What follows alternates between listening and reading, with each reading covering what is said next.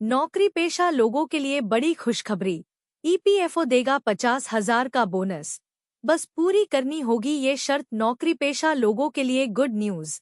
कर्मचारी भविष्य निधि संगठन एम्प्लॉयज प्रोविडेंट फंड ऑर्गेनाइजेशन ने नौकरी पेशा कर्मचारियों के लिए बड़ी खुशखबरी का ऐलान किया है।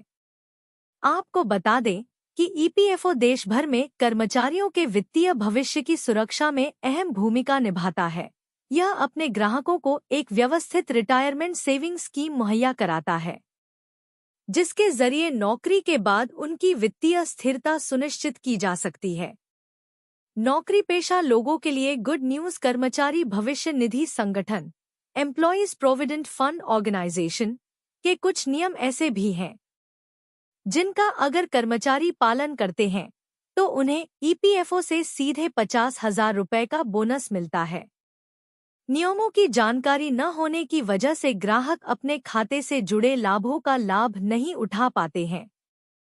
ऐसे में 50,000 रुपये के बोनस का लाभ उठाने के लिए ईपीएफओ सब्सक्राइबर्स को कौन सी शर्तें पूरी करनी होंगी? इसका लाभ उठाने के लिए आपको क्या करना होगा? कैसे पाएं ईपीएफओ बोनस का लाभ? कर्मचारी भविष्य निधि संगठन एम्प्लॉयज प्रोविडेंट फंड ऑर्गेनाइजेशन के विभिन्न नियमों में से एक नियम लॉयल्टी कम लाइफ बेनिफिट्स है।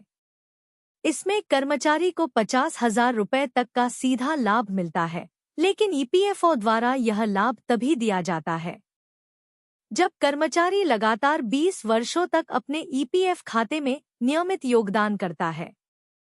ऐसे में सभी पीएफ खाता धारकों को सलाह दी जाती है कि वे नौकरी बदलने के बाद भी उसी ईपीएफ खाते ईपीएफ अकाउंट्स में योगदान जारी रखें।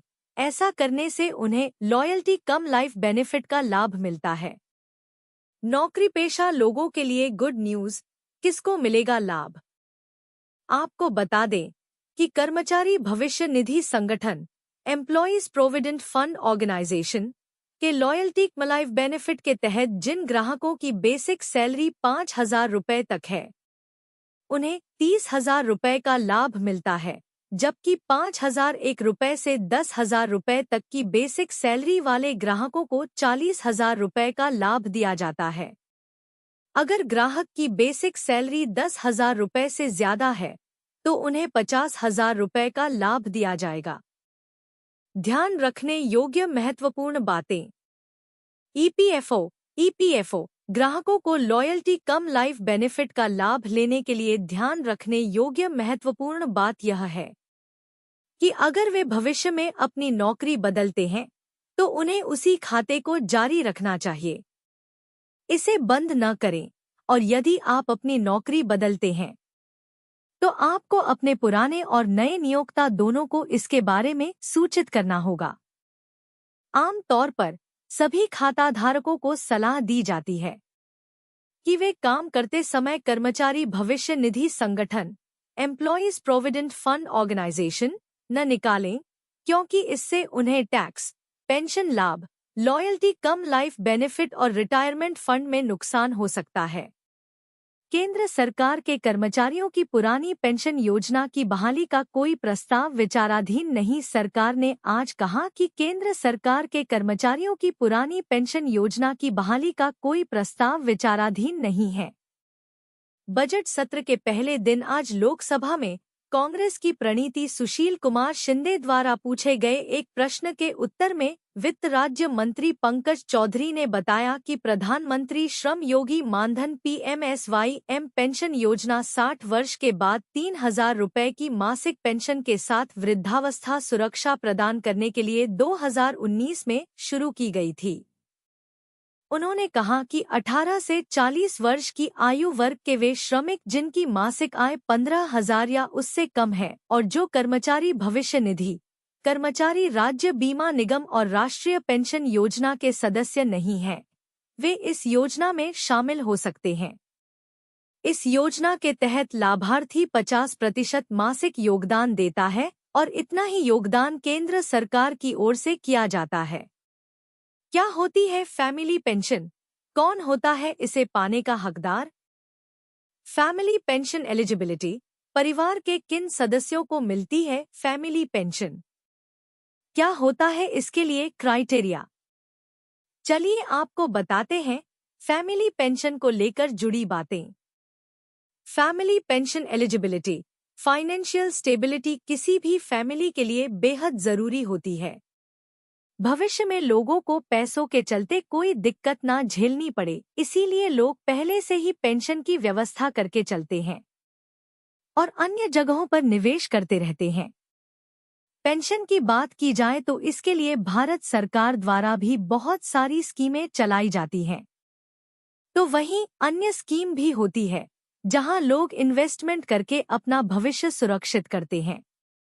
इनमें एक फैमिली पेंशन भी होती है। क्या होती है फैमिली पेंशन? परिवार के किन सदस्यों को मिलती है फैमिली पेंशन? क्या होता है इसके लिए क्राइटेरिया? चलिए आपको बताते हैं फैमिली पेंशन को लेकर जुड़ी बातें। क्या होती है फैमिली पेंशन?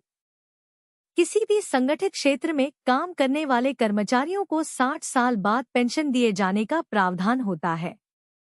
कर्मचारियों की सैलरी से डीए का 12% हर महीने उनके पेंशन फंड में जमा होता है और इतना ही कंट्रीब्यूशन एम्प्लॉयर द्वारा भी किया जाता है। रिटायरमेंट के बाद एक तय राशि के तौर पर पेंशन दी जाती है, लेकिन इस बीच अगर कर्मचारी की किसी कारण मौत हो जाती है तो फिर परिवार के सदस्य को पेंशन दी जाती है और इसे ही फैमिली पेंशन कहा जाता है। कर्मचारी भविष्य निधि संगठन यानी ईपीएफओ के नियमों के अनुसार अगर कोई कर्मचारी किसी कंपनी में 10 साल तक नौकरी करता है तो वह पेंशन पाने का हकदार होता है और इस दौरान अगर उसकी मृत्यु हो जाती है तो उसके परिवार को फैमिली पेंशन दी जाती है। किसे मिलती है फैमिली पेंशन? फैमिली पेंशन देने के लिए ईपीएफओ द्वारा जो क्राइटेरिया तय किया गया है उसके हिसाब से किसी कर्मचारी की मृत्यु के बाद उसकी पत्नी या पति को फैमिली पेंशन दिए जाने का प्रावधान है। हालांकि इसमें 2 बच्चों को भी लाभ दिया जाता है। अगर बच्चों की उम्र 25 साल से कम है तो ऐसे में दोनों बच्चों को 25 से 25% हिस्सा पेंशन में से दिया जाता है, तो वहीं पत्नी को 50% हिस्सा दिया जाता है। वहीं अगर कर्मचारी की मौत के बाद उसका पार्टनर अगर दूसरी शादी कर लेता है तो फिर बच्चों को दी जाने वाली पेंशन 75% हो जाती है, जो उन्हें 25 साल की उम्र तक दी जाती है। अगर किसी कर्मचारी के बच्चे शारीरिक रूप से अक्षम हैं तो उन्हें जिंदगी भर 75% पेंशन दी जाती है। वहीं अगर कोई कर्मचारी जिसकी शादी नहीं होती और मृत्यु हो जाती है तो फिर ऐसे मौके पर उसके माता पिता को उम्र भर उसकी पूरी पेंशन दी जाती है।